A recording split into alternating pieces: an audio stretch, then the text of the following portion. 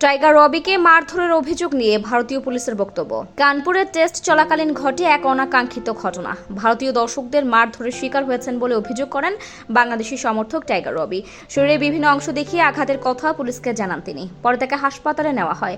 তবে রবির ওপর হামলার বিষয়টি অস্বীকার করেছে কানপুর পুলিশ। হামলার কথা সত্য নয় উল্লেখ করে কানপুর পুলিশের এসিপি অভিষেক পান্ডে বলেন, সে শরীরে পানি শূন্যতার কারণে অসুস্থ হয়ে পড়েছিল। পুলিশ এবং মেডিকেল সাপোর্ট টিম তাকে জরুরি ভিত্তিতে সহায়তা করে এবং হাসপাতালে নিয়ে যায়। সে এখন আগের থেকে ভালো অনুভব করছে। তার আনিত অভিযোগ পুরোটাই অসত্য। কোনো ভক্ত তাকে আঘাত করেনি। জানা গেছে, শুক্রবার 27 সেপ্টেম্বর টেস্টের প্রথম দিনে মধ্যাহ্ন বিরতির সময় বৃষ্টি নামতে শুরু করলে গ্যালারির ভেতরের দিকে চলে যান টাইগার রবি। এ সময় স্থানীয় কিছু সমর্থকের সঙ্গে কথা কাটাকাটিতে জড়িয়ে পড়েন বাংলাদেশের এই সমর্থক।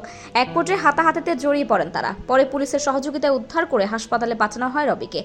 আহত অবস্থায় তিনি জানান, পাঁজরের নিচের অংশে আঘাত লেগেছে। ডেস্ক রিপোর্ট, স্বাধীন ভোর।